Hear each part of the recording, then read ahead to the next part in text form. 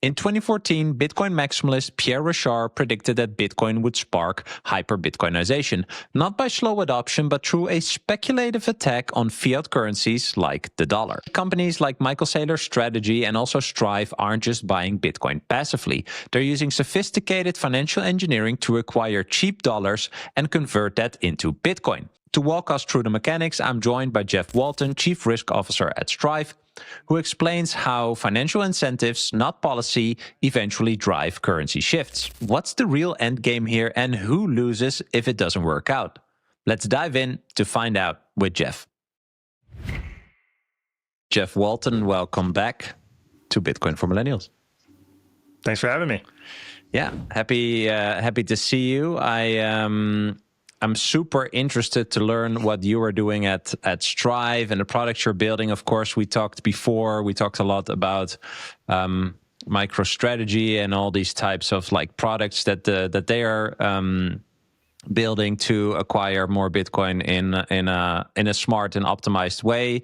In the meantime, you've made the transfer to Strive, and well, because we know each other, I thought you're the best person to invite to talk about this stuff. But I want to give a disclaimer in the beginning before people go mad in the comments, right? Like, I'm a Bitcoin maxi. I'm 90% into Bitcoin. I have like 5% in cash and 5% in stuff like Strive. So this is not a sponsored episode nor financial advice. I'm just a pleb, really interested in, I think, what is called the financialization of Bitcoin. You know, I think it's inevitable. I also think it's necessary for Bitcoin to never die. I kind of wanted to start with, you know, setting the stage around this idea of a speculative attack on the dollar with Bitcoin. So back in 2014, we've had Pierre Rochard, who's a known Bitcoin maxi. He wrote an essay which is called The Speculative Attack. And yeah, I just want to start with, can you kind of like share your take on how borrowing or using increasingly weakened fiat money to buy strong Bitcoin, fundamentally constitutes to an industrial scale attack on a dollar? Like, weird. Yeah, I mean, wow, we're going to jump right into it. Yeah, let's go right into the deep end. When you have a pile of Bitcoin and a corporate infrastructure, you can be creative in how you interact with this speculative attack and how you operate in the capital markets. So capital markets are very creative. They're very flexible within, regulatory environments. So you can dream up things and create things as long as there's a buyer or somebody else on the other side. So really, right, thinking about this, you want to borrow in the cheap currency and buy the strong currency. Any corporation that is capitalized on Bitcoin is effectively doing that, right? They are capitalizing on the strongest money. That's their idea. And to the extent that they take out any sort of, leverage or amplification on their balance sheet, they're looking to, get more exposure to that strongest money. And what Strive is doing and what Strategy are doing is they are, and now Metaplanet as of today, in issuing perpetual preferred equity. And really any of these companies that are issuing convertible debt, they are borrowing fiat dollars today to pay them out at a future point in time or pay them out over time. And they're using that weak currency to buy the strong currency today and pay out that liability into the future. So I think that's the really simplified version of it is they are trying to acquire as much of the strongest currency as humanly possible in the middle of a digital gold rush. Yeah. Saylor and you guys, you're not only making more money, but you're making it in a superior money, right? And for me, that's kind of what my pleb translation was. Yeah, I think for most people, you can really see it over the last 15 years in the real estate market. Right after the financial crisis, price of homes dropped drastically, and the trade was borrow as much money as cheaply as possible and go buy real estate and leverage up against it. And that real estate is a hard asset that you can leverage against. And Bitcoin is moving in that direction, and it's starting to become a little bit more widely accepted. It's globally liquid. It's trading $60 to $100 billion a day, and you can take a similar perspective using, Bitcoin as your collateral or your asset base. Yeah. You are obviously in the room defining a strategy, and then the pieces of the board. You're talking about perpetual preferred stocks and stuff like that. I have no clue what that means. Can you kind of like explain what those things are and like how they are the mechanism to create this bridge between what you want strategically, acquire more Bitcoin in the smartest way possible, and actually appeal to what people in TradFi that are fading Bitcoin, basically, right, are looking for. Because, and I know you have to think about words, so if I say the wrong words, then sorry. But I mean, it's more like if they figured out Bitcoin, they would be buying Bitcoin, right? But they are just in a fiat way trying to make more fiat money. Bingo. I think that's it, right? And so there's a couple key themes here. Bitcoin, like gold, is a bearer asset. You can buy it and you can custody it yourself, and you can hold on to it. You can hold your own keys. I think the sad reality is that a very, very large part of the population, I'd probably say like 98% of the population, in my opinion, is not going to go through the process and learn how to custody their own Bitcoin.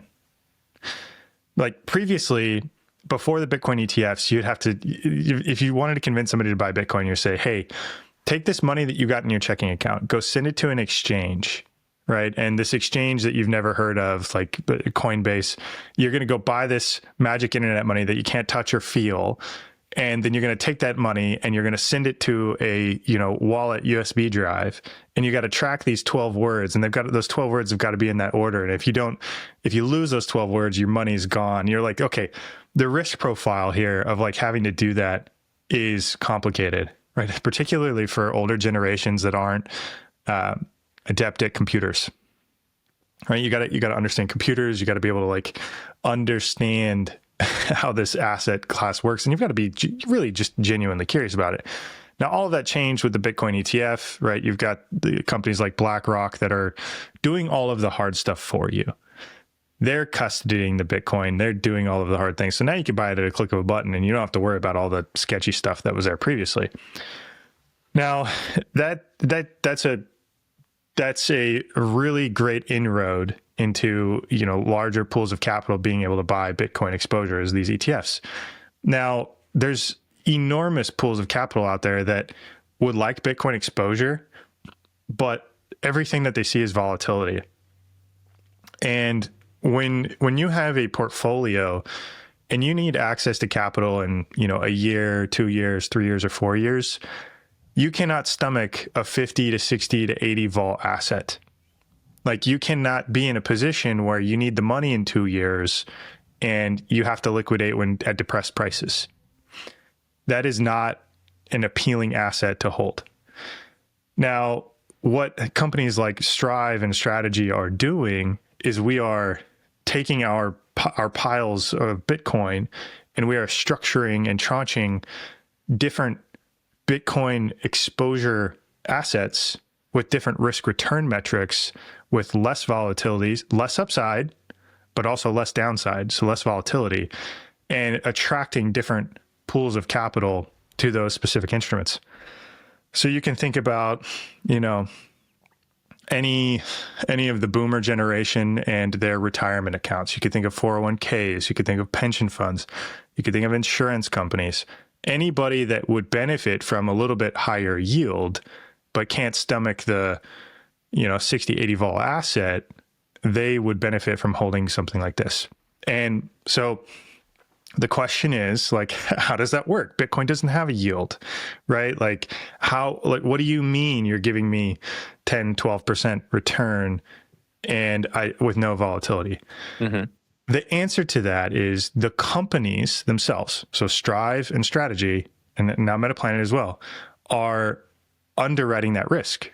They are taking that risk, right? That excess risk and that excess return gets delivered to the common stock shareholder, and the company themselves are underwriting how they're going to be able to provide that yield. That yield can be provided in many different ways. It could be, you could sell common stock ATM to pay the yield. You can sell the Bitcoin to pay the yield. You can sell covered calls to pay the yield. You can have business operations pay the yield. Whatever it is, there are thousands of different ways to do it, but our companies themselves are figuring out how to do it. Like we are transforming it for you. We are taking the volatility off the table for you. And that's kind of the concept. And I had this conversation last week, and I think an interesting way to think about this, and again, none of this is financial advice. I wouldn't take any of this as financial advice, but an interesting way to think about this is like, imagine if you were able to buy Bitcoin with volatility insurance, right? Like, how much would volatility insurance cost? It would be really expensive, right? Like if you were to buy Bitcoin itself and buy insurance on the upside, insurance on the downside, just to protect so you get that yield, it's really expensive. When it comes to holding Bitcoin securely, peace of mind starts with architecture. On-Ramp's multi-institution custody model distributes control access across 3 independent regulated key holders in a 2 of 3 multi-sig quorum. No single point of failure, no pooled or omnibus exposure, just segregated client-titled vaults. You retain full legal ownership while On-Ramp coordinates security, compliance, and operational workflows behind the scenes. Multi-institution custody is the foundation for everything that On-Ramp builds. Sound infrastructure that distributes counterparty risk and provides fault-tolerant resilience with clear audits and institutional controls. And now On-Ramp is piloting flat, predictable pricing to make best-in-class Bitcoin custody and financial products more accessible than ever. Visit onrampbitcoin.com to learn more and sign up with code BRAM, that's BRAM, to receive $150 in Bitcoin after your first deposit. On-Ramp, strength in many, simplicity in one. My American friends, I've got something for you. If you're into Bitcoin, you want to grow your stack in any way possible. What if you could do it effortlessly just by spending your fiat? The Gemini Bitcoin credit card is designed to help you do just that by giving you instant Bitcoin rewards on every purchase. Just use it like any other credit card and earn back up to 4% on transportation, 3% on dining, 2% on groceries, and 1% on everything else. There are no annual fees for this card and no exchange fees to receive your Bitcoin rewards. Sign up to get your limited edition Bitcoin Orange credit card and earn a $200 Bitcoin bonus when you spend $3,000 in the first 90 days. You can find more information and terms in the description below or go to gemini.com/Bram to sign up today and start stacking effortlessly. That's gemini.com/Bram. If you were to take Bitcoin out of it and just say like, hey, and you look at dollars, create the same corporate structure, but with dollars, and like, for example, insurance, I think is a very similar concept to wrap your head around. I've got dollars on my balance sheet and I am going to underwrite risk. I'm going to underwrite volatility of life. And I'm going to take on the risk of the volatility of your life, right? If you get in a car accident, I'm going to pay. Yeah. Right. Like I'm based on your calculation of the risk, like your right. And again, I think this is important. Like you determine the risk that you see, and based on that, you create a value proposition, and that is what you test in the market, right? Correct. Again, I think this is what a lot of people are missing. It's not like blind, right? There's an underlying thesis with regard to where Bitcoin is going and the risk over certain time frames, etc., that eventually makes you make a value proposition to then see what actually is relevant for the people. Let's simplify it on the TradFi side, right? At $1 returns or yield or whatever. Yeah, and it's like, think about insurance is a great product. Like I buy home insurance. Well, I buy home insurance because my mortgage makes me buy home insurance, but I buy car insurance. I buy their forms of insurance because they're good products. Like I'm able to walk around my life, like operate in my life and not be scared because I've got, insurance in place. There's a big benefit to society of having insurance. And you could kind of think about it very similar to, in that way. You could think about these instruments like SEDA, Stretch, Stride, Strive, Strike, etc. They're really appealing products, when you actually boil them down and you look out like, okay, what is the risk? What is the true risk of any of these products? Like the dividend not getting paid on any of these products. And you start to calculate and you run the math of the risk and the downside scenarios. Like what are the chances that my dividend is not going to get paid? And you just start to compare that risk to other similar fixed income products in the market. And the risk looks incredibly appealing. Like I'm intrigued by that risk. Like if you go, I posted about this today. I think like Oracle has got a 40-year bond that they've issued at 6% interest. Yeah. Okay. Will Oracle be around in 40 years? I don't know. Yeah, that's a good point. Yeah. Do I think Bitcoin is going to be around in 40 years? Yes, I do. And now you've got these companies that are holding significant piles of Bitcoin, and they are providing you dividends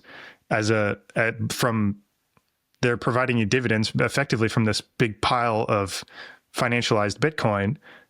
And you like the returns that they're providing on these Bitcoin backed products are just significantly higher. We're talking, as of today, 10 to 15% yield relative to a 40-year Oracle bond paying 6%. Yeah. What's a better deal? I don't know. I don't know. Personally, for me, like the math looks better on the Bitcoin side. The market doesn't think that, but do I think the market's wrong? I personally do. I personally don't think that the market as a whole has really wrapped their head around these types of products. They're so new, they're novel. Mm-hmm. And the pool of capital that's really interested in these fixed income products is just enormous. It's like hundreds of trillions of dollars that are interested in these products. And it doesn't take much to move the needle. So you are speculating on a certain thing. Another person thinks that is nonsense. And they're just like, well, I think, Oracle will still be in business in 40 years. And that's all fine, obviously. Yeah, absolutely. Yeah, yep. And I'll say it again. It's like we are underwriting Bitcoin risk. That's, I think if you're to boil it down, it's like we are underwriting Bitcoin risk. Strategy is underwriting Bitcoin risk. You're effectively underwriting a populace of holders and the technology. Do I think the world is going to become more digital? Yes. Do I think that fiat dollar debasement is going to continue globally? Yes. Do I think more people are going to be interested in a hard currency? Yes. Do I think that will be digital with changing population? Yes. Okay, so now I've got some perspectives of like, okay, here are some base assumptions. Mm-hmm. Based on these base assumptions, what do I think happens 4 years from now, 8 years from now, 10 years from now?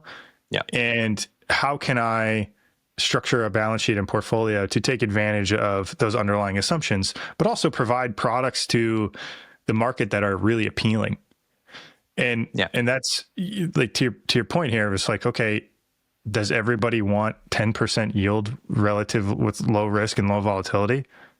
Yes. Like 99% of people would like that are not, full Bitcoin maxi, Bitcoin only people. They would jump at the opportunity at 10% low volatility yield, just because look at everything else. Like any bank account, checking account, savings account, it's paying you effectively zero in the United States. 10-year U.S. Treasury bill is, I don't know, 4.25%, something like that. And you know that the government has printed 6.5% more money every single year for the last 30 years in the U.S. So if you buy that, you're losing. And you look at like the S&P 500, 493 of the companies in the S&P 500 don't make any money. Those stocks don't actually make any money. Yeah. So do I want to hold this basket of 500 equities where 493 of them don't make any money? Yeah. I personally don't. Mag 7 is super heavily weighted toward AI. I think we're going to a very sophisticated AI future, but it seems, in my opinion, like a lot of risk underlying those particular equities right now. So really, for me, Bitcoin looks incredibly appealing. It trades at a PE ratio of 1, right? Yeah. Like it is the best commodity to capitalize your balance sheet, and has historically outperformed everything else on the planet that you could capitalize your balance sheet on. So yeah, that's really, we're underwriting Bitcoin. We are taking those things into perspective, and we are aiming to take that volatility off the table in the products that we provide to the market, and we make them lucrative to the market. I want to read a tweet and just check it with you, how you think about it. And it's a bit different language than what you usually say, but it's kind of my translation. It's like, yeah. I wrote down, I think stretch is kind of like the infinite money glitch that Saylor was looking for as a primary weapon in this speculative attack on the dollar that Pierre Rochard described years ago. It's like a stealth robbery, right? Like you're offering 10% dividend on a money that's losing more, or losing about that amount per year, or at least over a longer time frame, and it's accelerating. So this is what people want.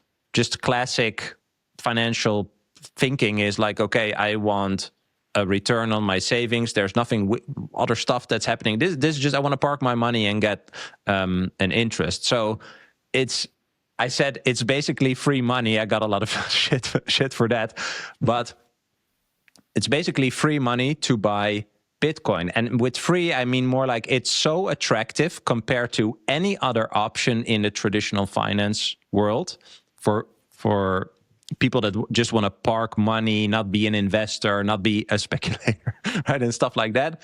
And that's kind of how I see it. It's kind of like the fact that the interest rates are so low is obviously kind of like a flaw of fiat money, this constantly playing with this interest rate and the volatility there, basically. And what people want is a certain type of certainty depending on their risk appetite, obviously, right? And I feel like 10% or 12.5% is so obvious, like you said. And perhaps, hopefully, the only way to do that is Bitcoin, right? And then that is kind of where you start building your engine. Like, okay, that's the proposition. So on my front end, I'm offering this, and on the back end, and that is your challenge as the issuer of this, right? It's like, okay, how am I going to finance that? But there's also a lot of capital that wants to be on the back end of that, and you can still catch a spread, or not even, because you're also buying Bitcoin because you have this underlying thesis. Am I kind of like summarizing this coherently? Yeah. I think you've got it. The way I like to think about it is everybody's got their own way of financially managing their life, right? Like some people live fully on a Bitcoin standard, and they feel comfortable managing that volatility, that if they needed to go buy something, they can sell the Bitcoin to go buy something if they needed to. And that's not for everybody. And there's now like a curve of different instruments and products you can buy to create the portfolio that you need to live your life, right? You're basically you can now design a financial portfolio that's really fully backed by Bitcoin with different exposures to manage your mental load throughout different parts of the Bitcoin cycle. If that's like, and that's never existed before, right? 5 years ago, like if you were fully in on Bitcoin, it was really hard to live your life fully on Bitcoin. Like like if, price of Bitcoin goes up to 17,000, like you feel like you're incredibly rich, and then it drops down to 1,000 and you feel incredibly poor. And you're like, well, I just quit I quit my job. And now I need to go back and work at McDonald's because I don't have any money. And it's like, that happens like every cycle. And, well, people today, November 20, I just sold another kidney, yeah, exactly. But now you can look at the volatility of these products, and they're significantly less volatile than equities. They're significantly less volatile than Bitcoin itself, and that is incredibly appealing. And you can just do that in the entire Bitcoin ecosystem, and that hasn't existed before, right? So I like to think of it that way. That, you know, you've now got a whole new, the plumbing of the entire system is completely changed, and you can now live off of Bitcoin in different ways, and you can structure different portfolios and have different types of exposure. If you really think that Bitcoin is the you know, apex asset.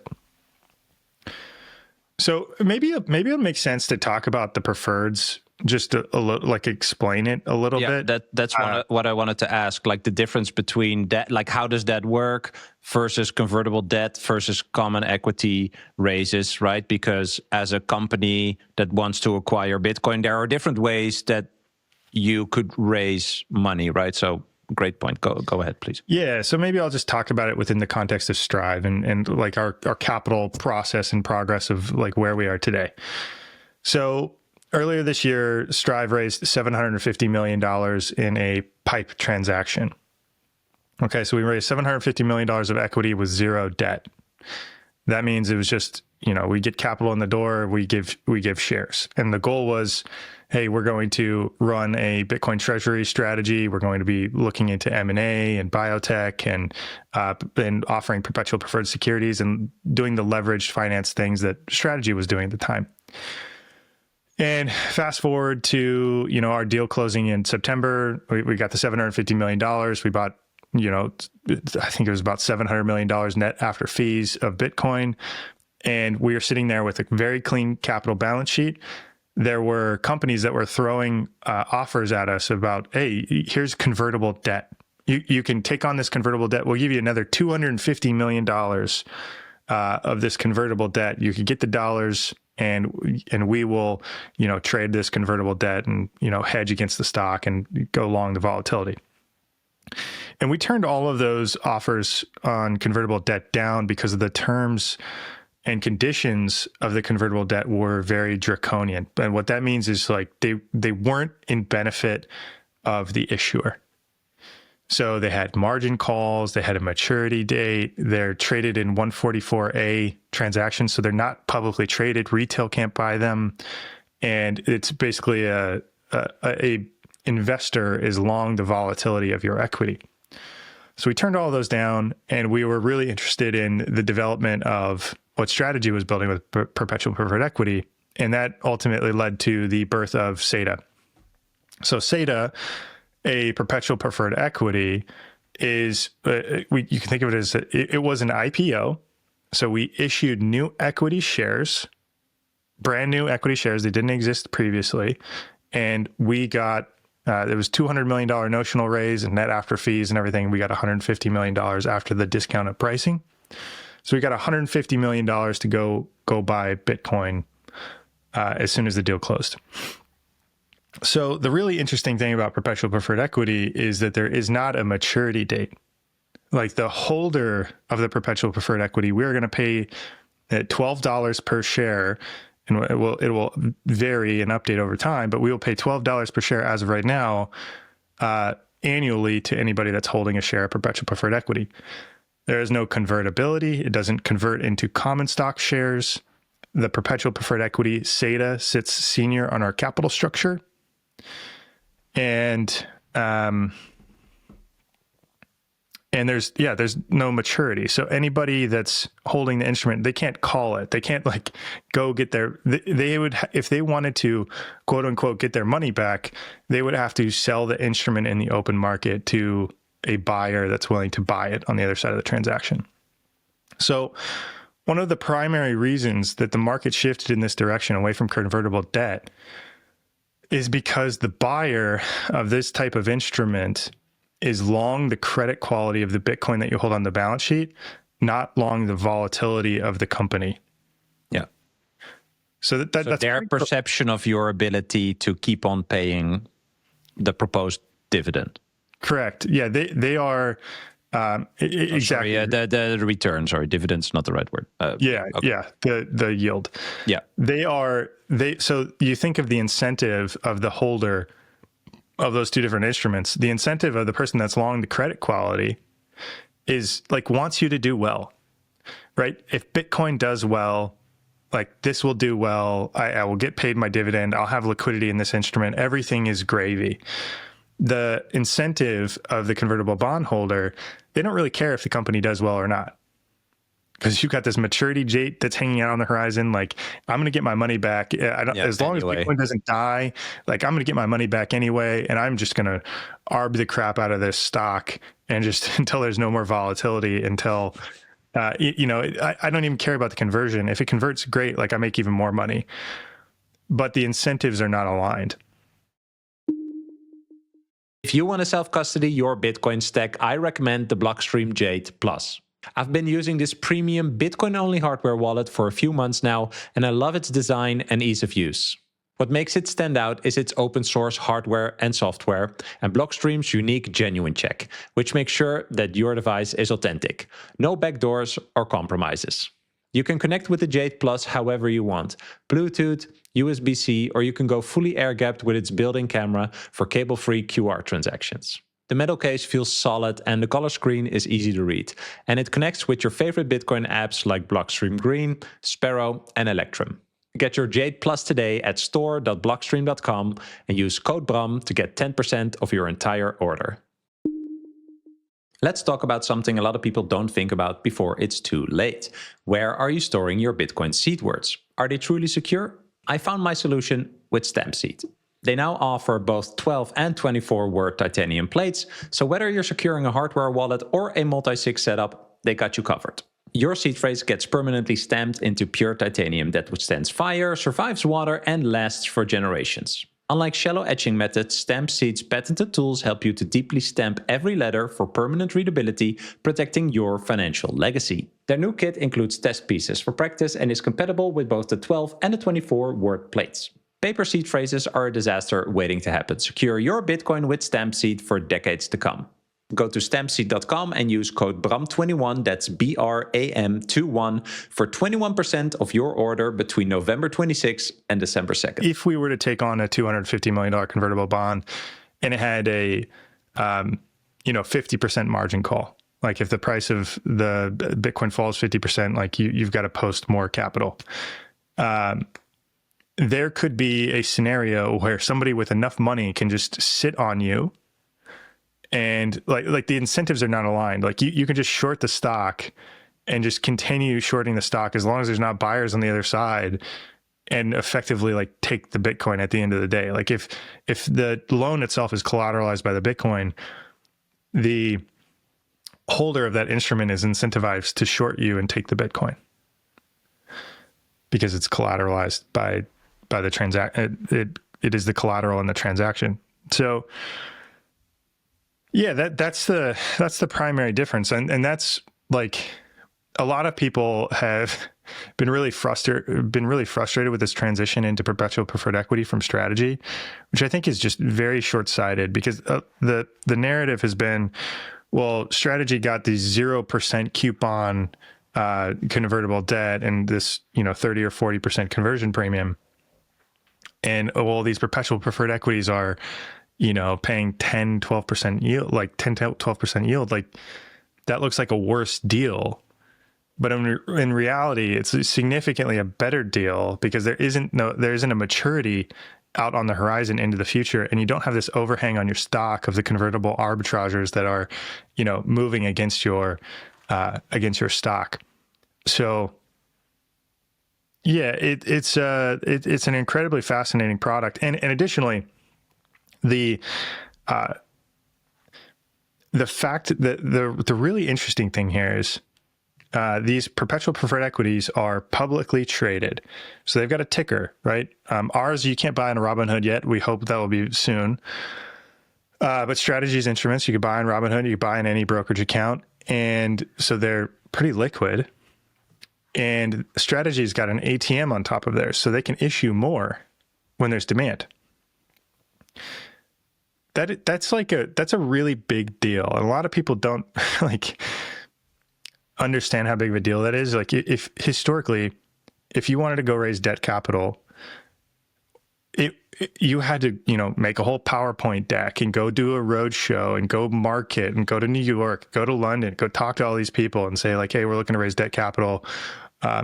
from X, Y, or Z, and you have to go through this whole process. It may take, anywhere from 2 weeks to 5 months, 6 months, something like that. You just don't know. It kind of depends on like the environment and the market. And by time you're done with your presentation, let's just say you wanted to raise capital like this week, and 3 weeks go by and conditions change on you. And you might just be the shit out of luck and you can't raise capital anymore because the conditions changed on you.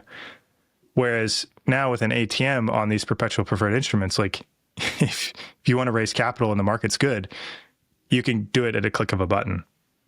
And that's profound. Like you can raise just a little bit of capital, like a lot of capital, and you can ratchet it up over time as there is market demand for these instruments. So that's huge. That's really big. And what was the last thing I was going to say is just the scale of people that would be interested in buying these like this. You don't need to believe in Bitcoin to be interested in these products. Mm-hmm. Right? Like you don't need to know it. You don't need to know too much about Bitcoin at all, really, to be decently confident in these products. Like the question is, do you think Bitcoin is going to go away in the next 4 to 8 years to zero? Oh, what I find interesting is like, in my mind, there's an infinite amount of money that you could acquire in a smart way by offering, competitive products within the TradFi marketplace to eventually then acquire Bitcoin. Yeah. Can you kind of explain? Yeah. Because I also think this is what people don't understand about strategy, don't understand about you guys. Like, what type of market is this, right? Because general plebs like me, we have no clue that this pool of capital basically exists. I think there's a big gap in understanding there. So how big is the addressable market? I think that's just the question. Yeah, let's jump into it. I'm going to talk about it from a lens of insurance because that's my background. I spent 11 years as a reinsurance broker, and I transacted structured finance tranches across the globe in Bermuda, London, Europe, Asia, et cetera. I sold volatility as a reinsurance broker. That's literally I designed capital market structures. So I've been in TradFi for 12 years. And my background from college was business and economics with a, focus in finance. So I've just been incredibly focused on finance for really like the past almost 15, 20 years. And so I'm just going to try to break this down from like an insurance company's perspective. So forget retail, right? Forget retail pleb buyers for a moment. And let's look at an insurance company and how they're structured. Like from a capital perspective, like insurance companies, they have capital, like they have balance sheets, and they issue products to the market, like insurance products that people buy. And the insurance companies take on that risk because they've got a huge balance sheet and they can pay out claims when the claims arise. And so they're taking in premium dollars every day, and then they've got, a balance sheet that's continuously growing. Now that insurance company also, like when they bring the premium dollars in the door and they've got this balance sheet, they are investing those assets. Like all of the assets that they hold on the balance sheet, they are investing them.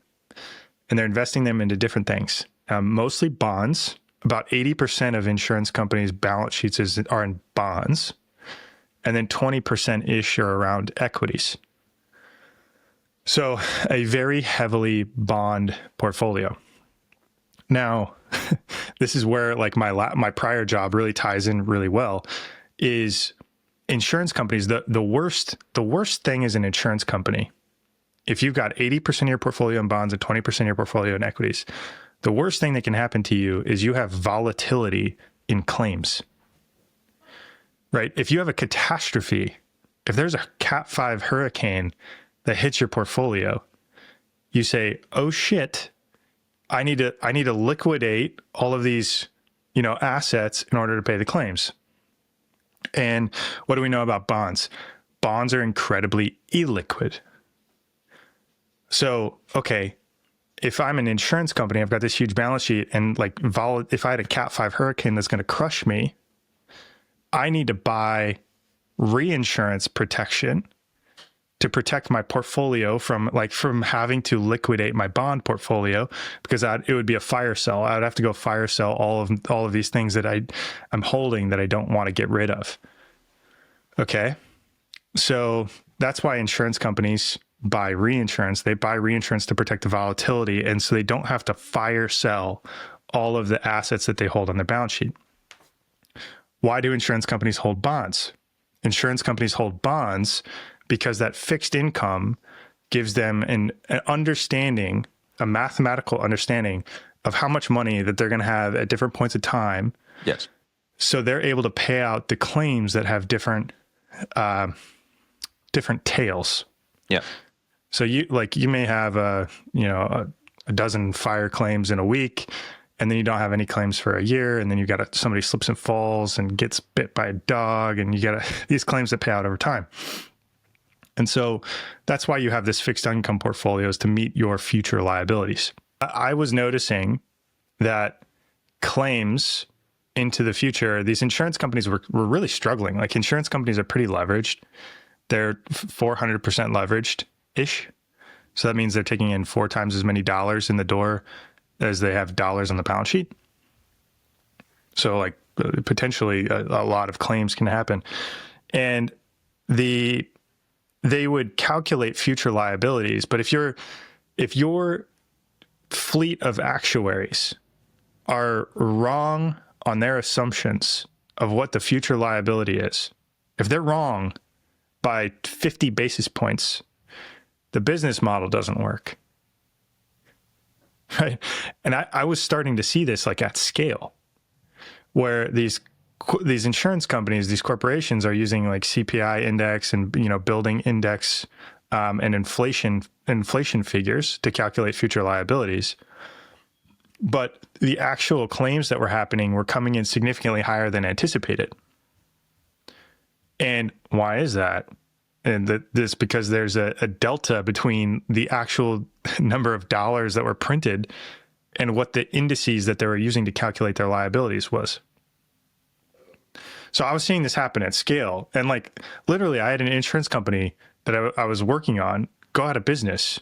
Like they had a few things that happened, but like they had a big wildfire claim. The cost of reinsurance was going up. Like all of this was happening at once. And one of the biggest problems was really this miscalculation between debasement and like whatever the index of their liabilities were into the future. So this is getting to your point of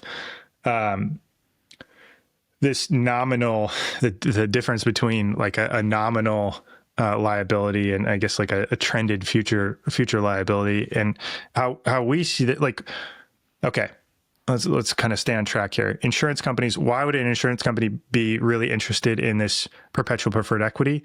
Is because this is a fixed income product that would fit within that bond part of their portfolio that would provide superior returns and superior liquidity on their individual balance sheet, so they can manage their future liabilities significantly better than they can currently. Yeah. And this is how Bitcoin is shaking up TradFi, right? If you can engineer a product on the front end, your value proposition in this context of this conversation, fueled by Bitcoin, you can actually go and claim a place within the options of all the things that you just mentioned for example, an insurance company.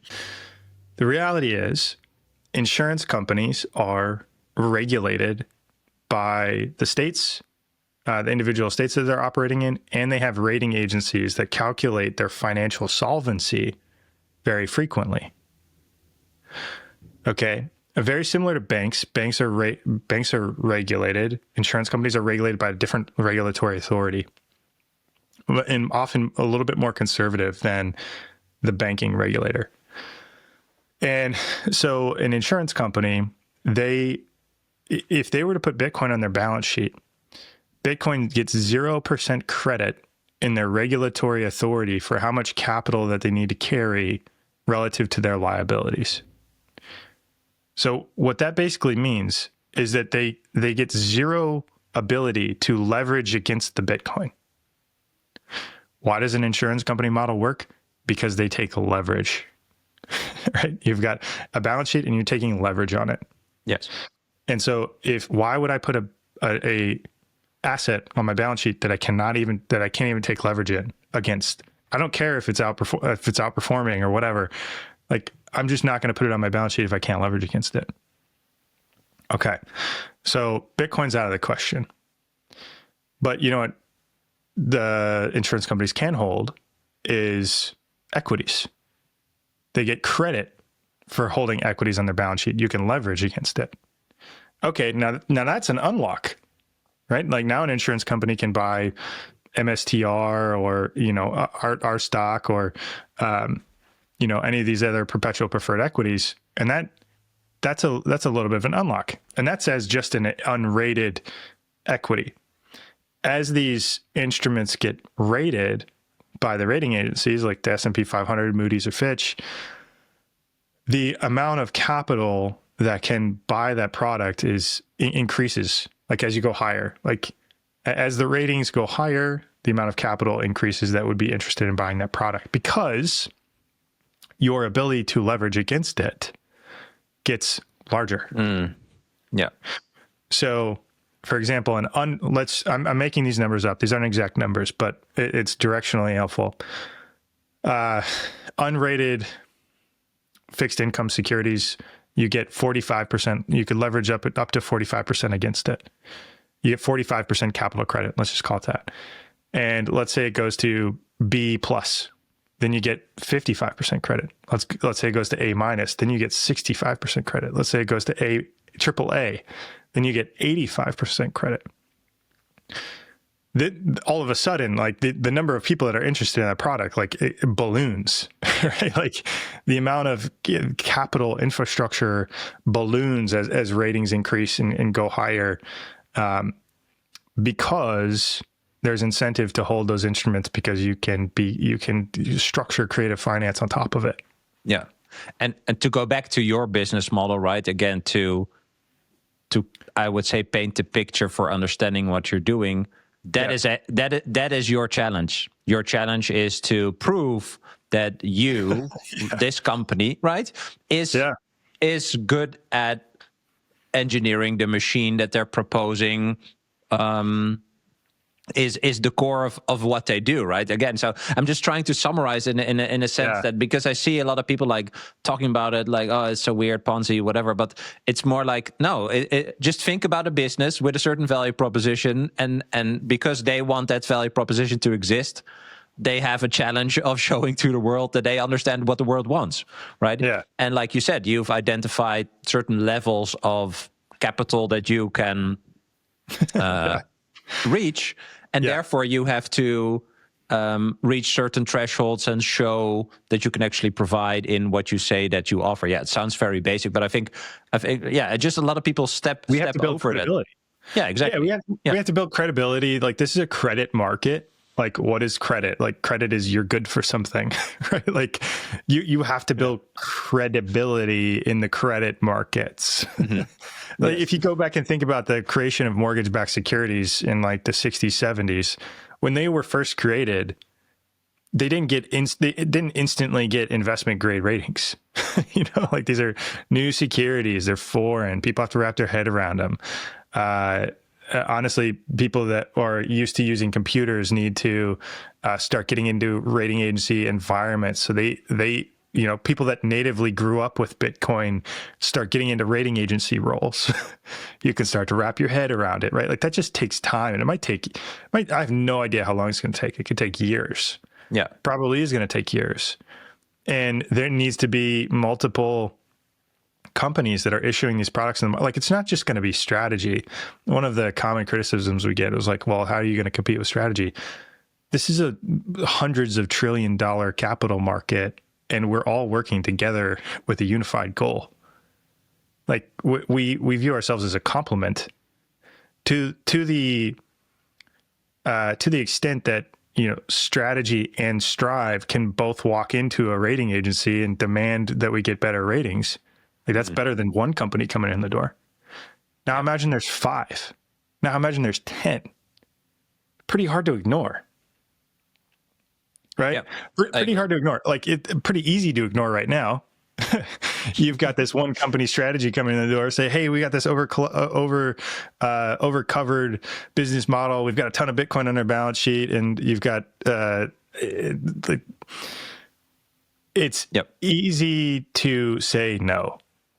It's easy to say, I don't believe in this. You need some more time. Like there needs to be other people that are doing the same thing as you, and they need this capital market needs to evolve, right? Like, we need to go have conversations with insurance companies and talk to them about, hey, here's the benefits of holding this product. Here's why it's unique. Here's how this relates to your existing bond portfolio. Here's, here's the risk that we calculate. Like, what is the risk that you see? And, start communicating these things. And it's not going to happen on Twitter, right? Like there's a lot of just negative, bad sentiment on Twitter, but the reality is like most of the capital markets, maybe they may see Twitter, they may not interact with Twitter, but like a lot of these companies, they can't even pull Twitter up on their laptop. Yeah, they can't even pull it up on their laptop. So I can't even I don't even know that there's negative sentiment because I can't even look on X. That's funny. Yeah, so that's very true. That like we're working behind the scenes. Everybody's working behind the scenes, and there's just so much that you don't see on X that's like actually happening. How do you, from your position of being CRO at Strive, doing what you do, what we talked about, but also loving Bitcoin, understanding Bitcoin, where that comes from, how do these things conflict, and not your keys, not your coins, versus I'm part of running a company that is holding Bitcoin? Like how do you unpack that? Is that a flaw? Is that a feature? Like what is your view on that? Yeah, look, I'm a huge advocate of holding your own Bitcoin in self-custody. Like I think that is a fundamental exercise that anybody interested in this ecosystem should probably try. You should probably try to do it. And that is that's a right. Like everybody has the right to do that. And these companies, I don't think anybody's ever said that it's the same as buying Bitcoin. Like it's not. Like buying a equity in any form is not the same as self-custody pure Bitcoin. And I don't think anybody's fooling themselves thinking that it is. Right? Like that they're just fundamentally different things. These are like our company is taking Bitcoin, and we're looking to build out the credit ecosystem with Bitcoin. And we think that the opportunity is enormous. And, if people are interested in buying an equity, like you're buying the equity of the company that's doing this, right? Like you don't have any like claim on the Bitcoin on the balance sheet, just like I don't have claim on, any of a piece of Apple's warehouse in Palo Alto if I buy Apple stock. It's like, it's not the same. Or, some of the chips, if I buy NVIDIA stock or anything like that, it's they're fundamentally different. So I'm able to, I guess, grasp that concept, I think, pretty well. I think they're fundamentally different, and I continue to be an advocate of Bitcoin and Bitcoin only. Like, I do think a credit market on these other cryptocurrencies will exist. I think there will be a significant spread in the relative risk between a Ethereum and Solana credit instrument and a Bitcoin-backed credit instrument. And to me, that showcases like the concept of Bitcoin, I think, is going to continue its dominance and run away because it will be the most successful commodity in building a true credit system, like a traditional type credit system on top of. And I think this is the biggest opportunity in the entire crypto ecosystem. Like from here on out, like how do you bring more capital into the crypto ecosystem? You tackle the credit market. The credit market is hundreds of trillions of dollars large, and it historically would never buy Bitcoin. Yep. So if you can create a product market fit to attack that ecosystem, like that is the biggest opportunity. That's bigger than money markets. It's bigger than equities. It's bigger than anything else out there. And yeah, that's a huge opportunity. I think the one thing I was also going to talk about, which is kind of like a similar vein. I talked about this on True North yesterday. A lot of people are saying, well, you could buy your own Bitcoin. You can, hold your own Bitcoin and take out a loan against your own Bitcoin. Okay. Let's think about that for a second. If I were to try to go and go convince somebody to underwrite the other side of that trade, right? Like, all right, so if you hold your own Bitcoin and you want to go take out a loan, and let's say that loan is priced at 12%, somebody's on the other side of that trade, and they're going to give you dollars and expect to get that same amount of dollars plus 12% back at the end of the period in USD. Okay. So the person on the other side of that trade, you've got to go convince them to underwrite the risk of that individual person. Okay. How do you do that? You got to get them to be comfortable with Bitcoin technology. You got to get them to be comfortable with the terms. You got to get them to be comfortable with like the type of person that you're lending to. So you got to put some structures in place.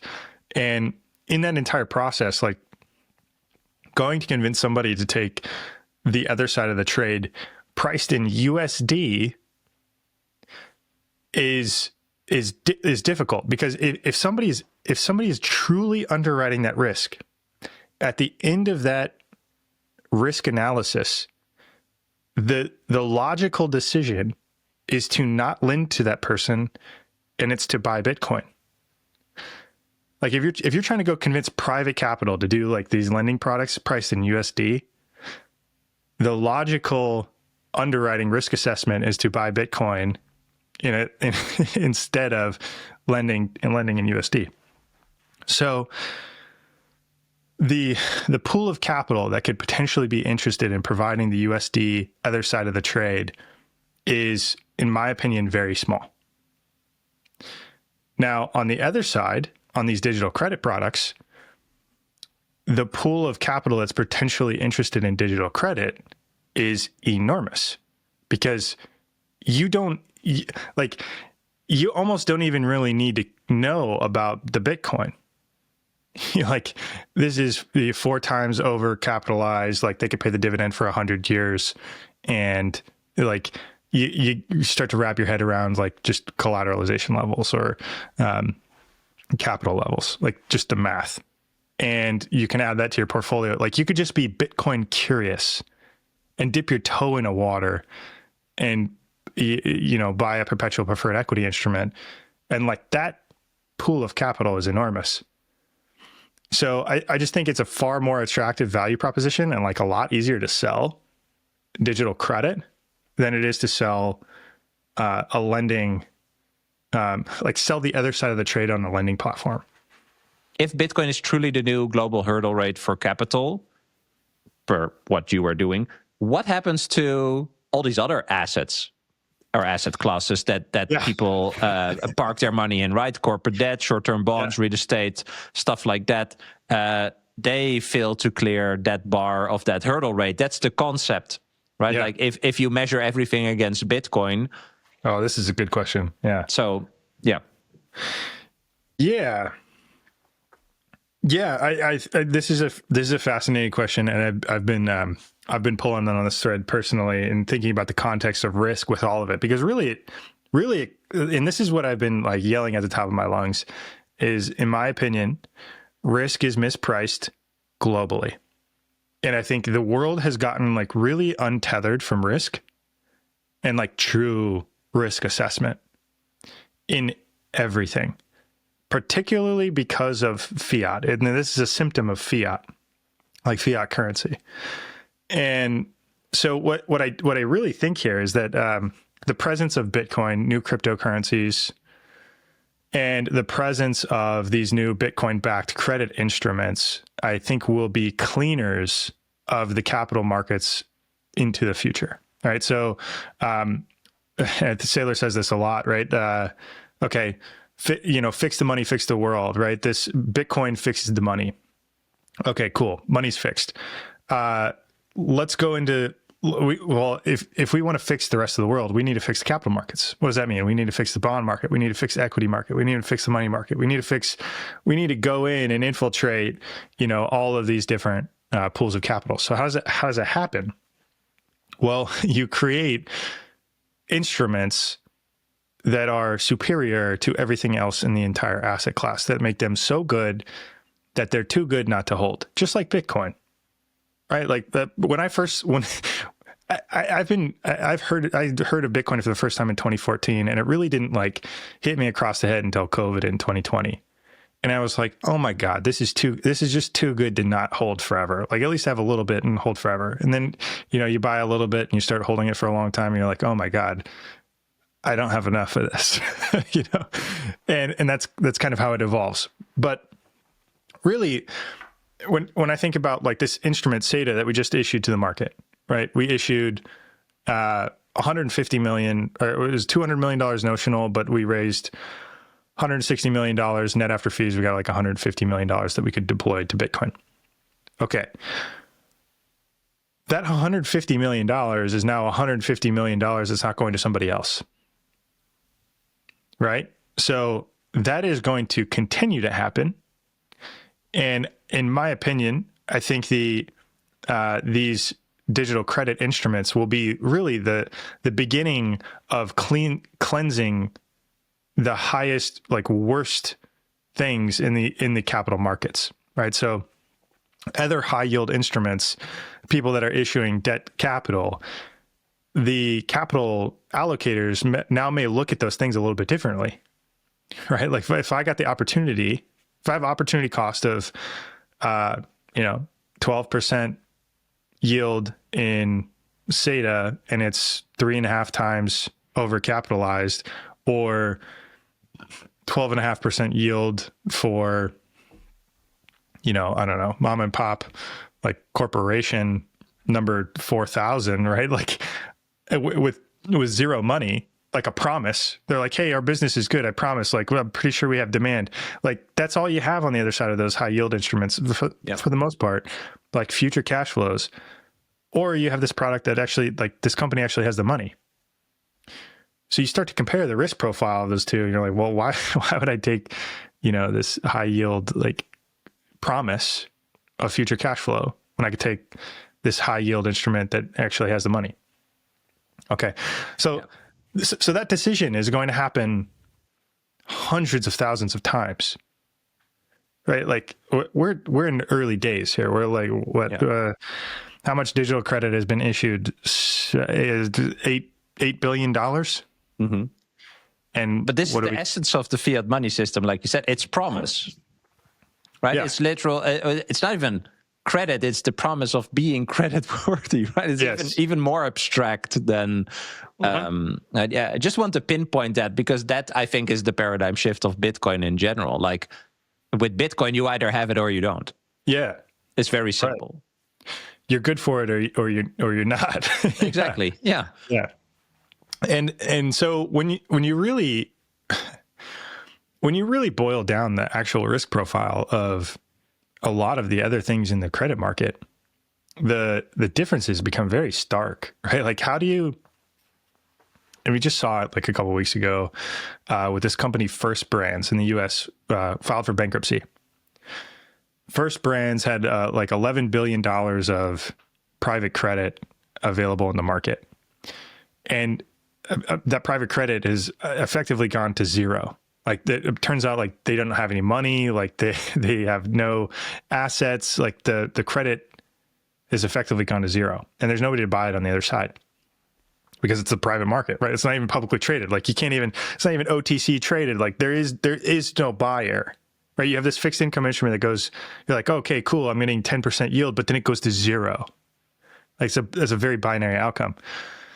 And then you go look at like the person that underwrote this, and you go look at their corporate structure, and you look at their balance sheet, and you see like, okay, they've got all these special purpose vehicles that got money and capital that's flowing in different directions, and there's debt here and there's capital over here. And like, you literally need a fleet of underwriters to underwrite the capital structure of this one deal that has gone from $11 billion to, for all practical purposes, zero.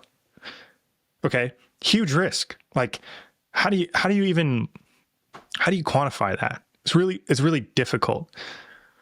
Okay, now what's the alternative? All right, well, these digital credit instruments, you now have these websites where you can actually calculate the risk 24/7, 365. Like, it's updated every 15 seconds. I know like how much capital is sitting behind it, how many years of dividend coverage I've got relative to the capital, and I could like mathematically calculate this stuff, and it's super transparent. Okay, well, and the yields are effectively the same, and it's liquid, right? Like the benefits outweigh, like, just so drastically outweigh everything else. Mm-hmm. Like let's go back to the private credit model. Opaque, illiquid, opaque and not transparent, illiquid, and they're not overcapitalized. And so, okay, they don't have any money. I can't see it. Like, there's so many things going against it. And okay, so then the question becomes like, why did the private credit market get so big? Like, how is the credit market so big if it's actually that bad? Okay, you got to think about like population of society. Like, how is the world built? Like, how is the architecture of the financial system designed? And you've got this aging society, and you've got these huge pension funds and 401ks, and all this capital is tied up on this huge aging population that's about to retire. And the sheer demand for these instruments is so large that a bunch of companies were able to issue these instruments. And there were so many buyers on the other side that they had to buy everything and anything. It's almost like didn't even matter like what the risk profile was. It's like, I just need it. I need fixed income. Like, just give me more. I need to hit my retirement goals. Right. And that the demand is really high. So like, and that's kind of where I get to this, like, it's almost like the whole world has gotten unplugged from actual true risk analysis. Yeah. Or like disconnected because of the challenges with fiat, the increase in the monetary supply, and the demand for these like fixed income products with an aging population and like pension funds. Yeah. Now, absolutely love that we touch upon this, because this is like the power and the downfall of a fiat money system, right? Like what you just described worked before, definitely right, around the era of the introduction of fiat money, right? I once had this realization more in general. Like I flew into New York, and just before New York, I was just looking down. I was like, holy shit, how much stuff has been built in this country in like 200 years, right? Like just that, like there's only one way to actually build a country from scratch. And that's basically by faking the money and putting everyone within that scheme to just create credit on credit on credit. So you create productivity because there is so much money, but I'm doing air quotes, right? And so that's like a good thing of fiat money, because that accelerates certain productivity to a degree. But there is a finite point to fiat money, and I think that's the second thing that you just mentioned. There is all this abstraction, all this opaqueness, all this third-party outsourcing, and all the way down at the end, if you peel the entire onion back, there's nothing, right? There is literally nothing. The Voltaire, money goes back to the paper that's printed. Like, there's nothing. It's all a promise. It's all a promise. And I think that is why Bitcoin is also so radical, right? It's such a paradigm shift. It's like forced transparency from the get-go, like from the core, like we just said, like you either have it or you don't. You're good for it or you're not. And everything that follows after that is built on whether you have it or you don't, right? And so you can play the fiat games like people have played before by faking you have the Bitcoin, which is definitely going to happen, okay? But when you get called, there's no abstraction possibility. You either have it or you don't, right? So I think that is how it flips the game, and the entire money paradigm, financial system paradigm is like you cannot play these games anymore. So your whole mental model has to shift from, I can say I'm good for it. I can have I can say like I had 10 auditors or 10 underwriters, or I have this lawyer guy, whatever, right? Like you have the opportunity to make it opaque, and therefore create this kind of like house of cards. And as long as you don't question it, it works for you, right? If you're like right in the middle of this house of cards, it is probably totally working for you. Yeah. Oh my God. You got hit on. I love this Bitcoin for millennials because we're probably very similar in age, and we see like a lot of the same things. And I completely agree with this. Right. The millennials, we're growing up, at least in the US, we know like our parents are all getting Social Security, and we know that we're probably not going to get it. So that's the top. That is in my top 3 of why I started this. Like I don't have a pension. Period. I don't. So right. That's my. But I'm paying into it. Every paycheck, paycheck I'm paying into it. And it's like, I just don't even look at my paycheck. It's like one of the things, like every paycheck I've had for the last 15 years, I would look at it when I first started. I'm like, what, Black hole. Yeah. It's like, wait, where did it go? Right. Like, where did my paycheck go? No, that's the reality. Yeah, I think so. And you're like, well, okay, shit. If I'm not going to have Social Security, okay, I'm gonna have to bootstrap this. I'm gonna have to do it myself. Okay, what have other people done? Buy houses, and that's what all the boomers will tell you. Like, okay, go buy real estate. And you're like, I can't afford any of it. I can't afford any of this real estate, and I'm not gonna go live in Timbuktu and have like a 2-hour commute into the city and like just to buy a piece of real estate that nobody's gonna buy from me when I want to actually sell it. And then you start to, you become desperate for like, okay, where do I, like, how do I like survive and live? And this is something like maybe a lot of people don't know. Like I grew up like lower middle class. I'm an only child. Like I don't speak with my parents anymore. I've got nothing to fall back on. So every risk that I've had to take in my life, or anything I've needed to build for myself is like, truly in the spirit of like Western America, I've had to like build it myself. And so that's required me to like be really analytical about everything I've done. Like every risk that I've taken has been just so incredibly calculated that it's like, I have to succeed. This needs to succeed, or else I'm just like, I'm screwed. I can't go live in my parents' basement, right? Like I got to go figure something else out. And so that necessity is really like what's landed me where I'm at, and figuring, like having to go figure this out and like rationalize it. And then once you just keep digging, like I just keep digging and keep rationalizing things. And like, okay, this is the only solution. Like this is the best use of time, energy, money, and focus into perpetuity, because it's not real estate. It's decaying. There's so much monetary premium that's stuck in real estate. They're like, all these bonds look horrible. 99.9% of the stocks in the stock market don't make any money. So I've got to make a bet on Mag 7. I think valuations are incredibly high in the pure equity market. Okay, so PE, so I could go into private equity or private credit. And like, this just seems like a bunch of schmoozing and bullshit, and nobody really knows anything, and it's illiquid, and I'm not going to get capital for 10, 15, 20 years. So, it's like none of that makes any sense. And so really it's like, it's what's left.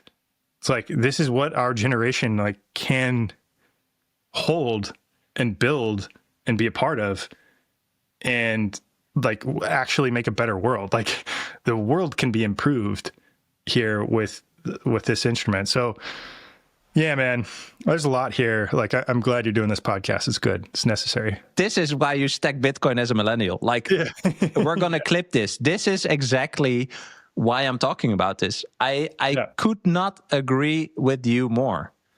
This is it. And this is also why it's like a spiritual psychological thing. It's like you need to come to, you need to accept that this is your situation right now, today. And you know, in America, it's obviously worse in the sense that, well, we look at America a lot because it's a world reserve currency. But if you have a child, like your country already spent like 125K or like 200K for them on value. Well, probably paying off, you know, interest on the debt that they will never see anything of. So your child from the start has it worse than you had at your start. So even that comes into play, right? Like your future is by definition more uncertain because of like the money paradigm that you're born into, and that is just a fact. That is not nice. That's messed up, right? Like our whole youth, we were taught like a different path. This is how you do it, and then when you're there, you're like, what? You know, it's not. I've gone through all these financial crises. I've gone through 9/11 and the COVID. And I mean, just the realization, like I have no social benefits and probably also not a pension. Like what? You know, and in France, for example, this is actually what is happening. The contributions that people make that are in the workforce all go to the people who have a pension now, today. Gosh, that's crazy. Okay, so this is not a conceptual problem, and you hit it on the head. You have this problem, and however you figure it out. You and I are talking about Bitcoin, right? That's why it's Bitcoin for millennials. I once had a guy tell me, I think it's a great name. I said, why? He said, yeah, because it shouldn't exist, and that's what you just articulated, right? The whole the fact that we need Bitcoin is the problem that the millennials have. So that's the clip. You know, you're gonna be the podcast pitch here. But that's exactly it, right? That's exactly it. So yeah, no, I love that. All right, so I said I have 4 questions. Now I have 3 left. So let's try to make it quick. Okay. All right. No. I love it. We talked about this is extremely early, right? Like Bitcoin is extremely early. For Bitcoin, you know, digital credit backed by Bitcoin products trying to attack these TradFi markets, as we've been talking about, extremely early. Breaking the fiat mental model or the paradigm we just talked about, right? This is just very hard for people to understand, especially people in TradFi. I had someone reply to my Stretch STRC tweet, and he said, wait until the banks start using this. Whoa, this highlights a tipping point. How disruptive could this be? And do you see banks adopting these vehicles for their proprietary balance sheets, like, or their wealth management clients? Like, will TradFi adopt this, or are we just too early? Will they be blindsided and you guys are just full steam ahead and there's no really a way of catching you? Yeah, no, I think the future of these products is like totally enormous, and I talked about this on last night's True North as well. Like there will be a future where corporations hold Stretch in scale, like, and it's not going to be insurance companies. It might just be like I don't know, an operating company. Like I could see in the future an operating company that holds 70% of their assets in Bitcoin and 30% of their assets in Stretch, for example, or SEDA. Okay. And they use those accounts as like their cash accounts for operations or collateral. And I think a lot of the Bitcoiners won't like that I say this, but I think if you're, so I think these perpetual preferred securities are better forms of collateral than Bitcoin.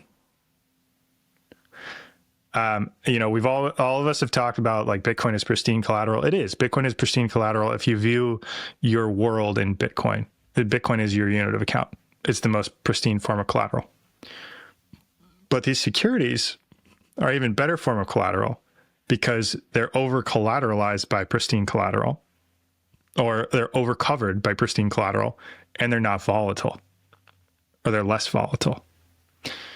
So coming from my background in reinsurance, I witnessed the huge explosion and expansion of collateralized reinsurance. So, and this might be, we might go too far down the rabbit hole here, but I'm going to try to explain this a little bit. So most like, special purpose vehicles or reinsurance companies that sit in like Bermuda or the Cayman or something, they hold assets. And what they do is they will pledge those assets in different tranches of reinsurance risk. So they could say, okay, I'm going to take, $100 million of Florida hurricane risk, and I'm going to go park $100 million of T-bills in a segregated account to take on this reinsurance risk. And the entity that posted that collateral gets paid a premium today to take on that risk in the future. If there's loss to that $100 million of collateral, the entity that needs it takes it. If there is no loss, the entity that posted the collateral gets their collateral back. So this is collateralized finance. Like, this happens at scale. This is like large form gambling for like the ultra uber wealthy. You can think of it that way. But collateral is important. Like, you need to post collateral to say that you're good for it. And there's certainly a world where, companies can post stretch as collateral, and maybe for like a 1 year or 2 year duration. That starts to look incredibly attractive. If you have a 1 year or 2 year duration, you're not going to post Bitcoin as collateral. Mm-hmm. It's just not going to happen. Yeah. So if stretch has a high credit rating, right? Then you can kind of swap it out with whatever has a high credit rating today that you can put up as collateral. Right. Right. Or maybe not even a high credit rating. It could be unrated. Like, there are unrated securities that are used as collateral, as long as there's the counterparty on the other side is willing to accept that as collateral. Yeah. Okay. Yeah. I mean, but a rating helps. Rating absolutely helps. Yeah. Rating. Yeah. It takes the guesswork out of it. Right. It takes the additional underwriting out of it. Yeah. But like, this is just one tiny use case, right? This is just one anecdote of where like this can be really successful. Like these instruments can be collateral in a separate part of the financial world. Okay, like that's one thing. So effectively, like a corporation or an insurance company or a finance company can be capitalized on any of these perpetual preferred equities, and they can hypothecate against it. Like, they could take risk. They could take risk against it, and that's interesting. So there could be a world where you've got a multitude, like the amount of credit that exists in the market could be greater than the market cap of Bitcoin itself, because it can be hypothecated. Like, you could take risk against it. You can leverage against it. But so maybe a Bitcoiner would then say, but yeah, then you're kind of recreating how the fiat money system works, like we just talked about. But I think there's a different, at least this would be my reaction.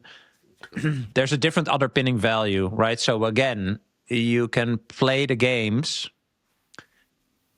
and people will play the games, but it's more about the fact that Bitcoin is involved makes you. Yeah. Well, you should be more conscious about what you're doing and how you're rehypothecating, because down at the bottom is the scarcest asset to ever exist, right? So you can try to play that game, but not like before. Yeah, true. Like 100%. I mean, ultimately, anybody that's using these perpetual preferred equity instruments, anybody that's buying them and it's accretive, like, the companies that are providing that credit are going to take that money in the door and buy more Bitcoin with it. So it's going to boost the value of the Bitcoin network, its permanent capital, et cetera. And if you think about it, if you've got a separate entity, let's just say they're capitalized on stretch and they hypothecate it and they blow up. It's like, okay, that company blows up, and like anywhere that they've hypothecated it, that blows up. It doesn't blow up the Bitcoin network. Exactly. Yeah. It's like a company took too much risk and like, and that wouldn't result in like a death spiral. Like it doesn't mean like anything is broken. Pretty much, it's just a company took too much risk in a finite monetary world, which has happened, right? Like you think back, like insurance companies that were backed by gold in the 1700s or 1800s, I guarantee you people took up too much risk and they just went out of business. They just blew up. They should, right? That's the point. They just blow. You take up the bright, but like the fiat problem is, if you're a bank and you take on too much risk and you're too big to fail and you blow up, and it's like, oh, well, actually, we have to go and print enough money to make sure that there's like nobody, like all of the bank accounts are still there. Well, and you also know you will also always be saved, right? Like that's the whole moral hazard thing there, right? Like, well, if you can just create infinite amount of units, then it doesn't actually really matter what I do, because nominally we can pay everyone back, right? And again, that's the paradigm shift, I think, of just endless abstracted fiat money type things, or like a Bitcoin underpinning that is just fixed. So, well, you can try to F around, but you will learn that is probably not the best way to go.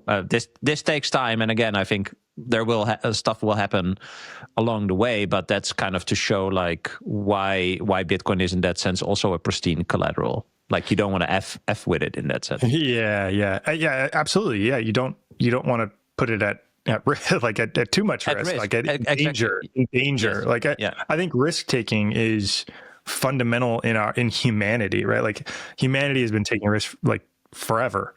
Like if humanity didn't take risk, we wouldn't have fire. We wouldn't have. Imagine the people insuring the East Indian fleet, a fleet of ships, right? Or like I mean, or the settlers in New Amsterdam or whatever. Yeah. So I agree, and that's of all ages, right? But it's again, it's the underpinning of where you start, which kind of like dictates how you should behave. And people are going to try stuff, but I think we both agree that Bitcoin is better. All right, we have two more questions. I think you'll like this one. I think you'll like this one. We talked about how much can you eat away at all these other different products, right? But also how are companies that are using Bitcoin in their engine, kind of like changing the equity valuations, right? So like traditional metrics will kind of be, how do you say, like they will be challenged. Let's call it that, right? So do you foresee a time in the future where the market kind of like stops valuing companies on like fiat metrics, like PE ratio and stuff like that, and kind of shift entirely to valuing them on Bitcoin per share or their entire value being denominated in Bitcoin? I don't know if this was you like posting about like Nvidia is worth like 40 million Bitcoin. That's obviously not possible in a world where we denominate value in Bitcoin. So yeah, just a fun explorative question, like what event would make us see this, that there's like a shift in how people judge the value of companies? Yeah, that's a good question. And honestly, this has been a personal campaign of mine, is to help people see the world in Bitcoin a little bit more. What is necessary for something to be considered money? It needs to be a store of value, a unit of account, and a medium of exchange. Okay. It seems like most of the world is really focused on store of value and medium of exchange, right? You've got store of value camp, like Strategy, Strive, like everybody that's talking on X about number go up. And then you've got the medium of exchange people that are like Strike and Dorsey and, Square, like all those companies focused on Lightning and that side. But the commonly overlooked component is unit of account. And you mentioned you posted this on LinkedIn, right? With the house being the unit of account. For some reason, all of Bitcoin Twitter and most people that are focused on Bitcoin just completely, like when they come to measuring an equity, they completely lose this concept of unit account. Like goes out the window. And it's so funny, like everybody really tries to compare like all of the Bitcoin treasury companies to each other and to Bitcoin. when in reality, they should be comparing the entire industry to everything else in the market. Like, this isn't it. It's like, yes, it's a sector. You could consider this a sector, but like the sector isn't in isolation. Right? Like the sector is trading against insurance companies and banks and like every other equity on the planet. Okay. So if that's the case, like how do you measure them? How do you compare them next to each other? And this is the part that everybody's trying to figure out. Like, how do I make it so I can compare, Costco to, like a strategy or something, like everybody's trying to figure that out. And that's what you do when you say like, this is where strategy is, and like it's before paint, after whatever, right? Yeah. Okay. I've been tracking the market cap for, I don't know, almost 500 days. And just like you show the relativity, and it's like, at the end of the day, the only thing that you can actually compare on any of these companies is market cap, right? Like, especially when you get higher up, right? Like in like top 100 companies, like the only thing you can really compare is market cap. Like you can't compare the PE ratio of Berkshire Hathaway and Apple, right? But like they're right next to each other in market cap. Yeah, or like Apple and Saudi Aramco. Like, how do you compare how they do their operations or whatever? Right? You can't. Like the only homogeneous metric where you can compare things is market cap. So you've got that. Yeah. And then the other thing I think is really interesting is like this concept of earnings and looking at earnings priced in Bitcoin. And if you this is something that I think the industry needs, and I've been like working with a couple of people to try to bring this to the market, is if you were to like just invert the entire equity market and all of the metrics in the entire equity market and invert it into Bitcoin, like your whole perspective of the world completely changes. Like if you go look at any of these companies' earnings priced in Bitcoin, they're all going down and to the right, not up and to the right. Like if you go look at all the earnings, like all of the earnings are going up and to the right, and everybody's like, woohoo, earnings are going higher. It's like, well, no, they're going higher in fiat. If you look at like the earnings priced in hard, you could probably do it in gold too. You could go price the earnings in gold in all these companies, and they're all going down and to the right. Okay.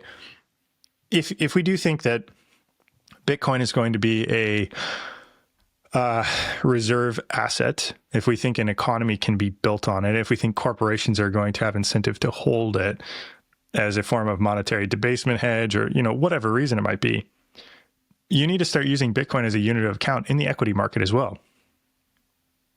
And I think that's a valuable perspective, right? Like if you're going to compare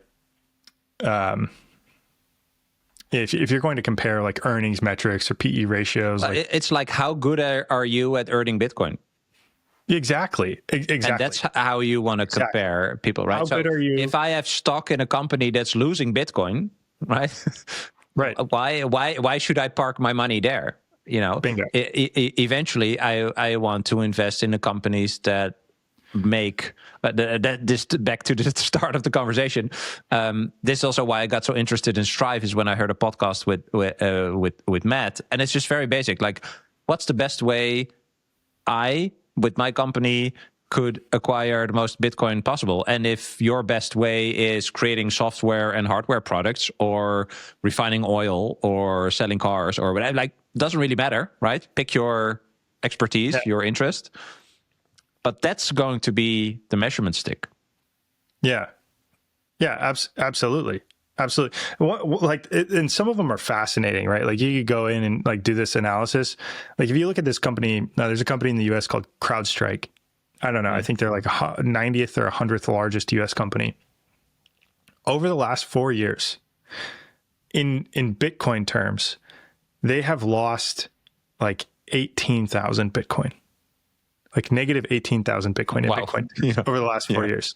Yeah. Okay. In the same time horizon, Strategy has gained like 600,000 Bitcoin.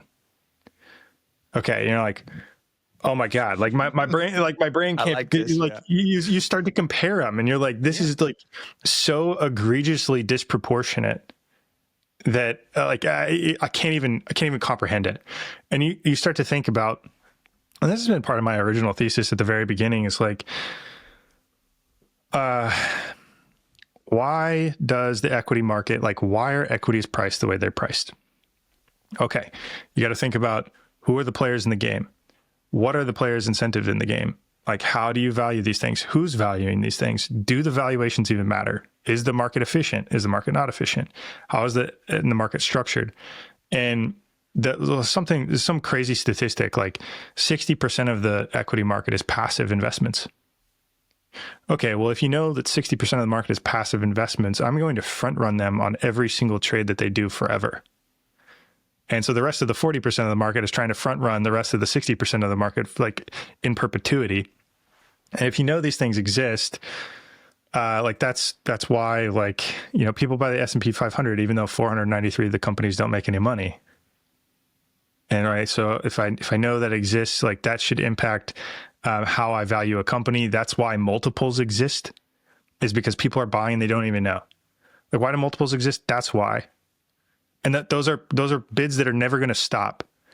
And you think about, okay, well, like, should strategy trade at a multiple? Yes, it's an equity. Like, all of the equities trade at a multiple. Like, the architecture of the market is designed such that all these passive buyers are going to be buying stuff when they don't even know it. And as you go higher in market cap, like that relative proportion gets larger and larger and larger. It's not linear. It's exponential. And so, yeah, like, again, like there's this rationality, there's explanation of risk, and then you like unit of account, like all combined with it. And it's like, this is a complicated message to try to like tell people, but if you invert your world, it looks different. Well, this is a symptom of fiat money, right? It distorts the valuation of value, right? So if you take a hard money and that is your measuring stick, then you don't have to come up with all these vague, abstract, new terms. What's the point of holding an equity? Right? Because you think it's going to be worth more. It's going to store your value. Yeah. Right? Okay, what's more valuable? At least. Yeah. It's like, it's going to store your value. Like, what's more valuable? Like, why do people buy the S&P 500? They buy the S&P 500 because they want to store their value. They inherently know that is the cost of capital. That's why they buy this S&P 500. They're like, I'm not going to outpick the rest of the market. Or at least that's what everyone is telling each other, right? Right. It's more like that, I think. Store of value, right? Like, what's the point of Bitcoin? Store of value. Okay, what's more valuable than a company that's sole goal is to acquire the best store of value on the planet? All right, last question. Because you've been on before, I'm not going to ask what is a core belief you will never let go of. But I would love to know, what is a spicy point of view that you have on Bitcoin that you think not many people share with you? Yeah, I just think it's like all of this stuff is going just way higher. Like, it's not a matter of like if, it's just a matter of when. and this honestly, all of these really it's that the entire Bitcoin ecosystem needs corporations to put Bitcoin on their balance sheet, and they need a credit system to be built on top of it. Without it, like, Bitcoin may grind higher, but like, this is the highest, best bang for your buck, most efficient way to bring more capital into the ecosystem is to lure different pools of capital in that have historically never had a way to buy this exposure. So most people don't see that yet, but I think they will. And it's just going to take some time. Like,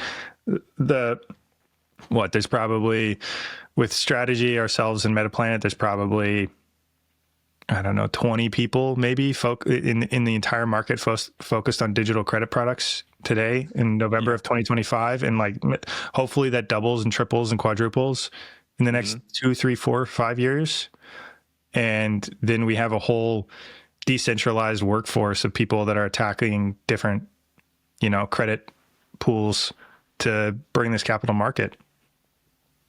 Awesome. Well, he said it. We're going higher. He said it at 87,300. It's going higher. Meme. It's the Punter Jeff meme. Dude, I want to thank you for being so gracious with your time. You helped me a lot to understand this better. I hope we helped the audience to understand this better. I still think it's fascinating, and I wish you all the best, and I hope to stay in touch. And thanks again for your time, and thank you. Appreciate it. Thanks, man. I hope you enjoyed this episode. If you did, you can click here to find more just like it, and click here to find all Bitcoin for Millennials podcast episodes.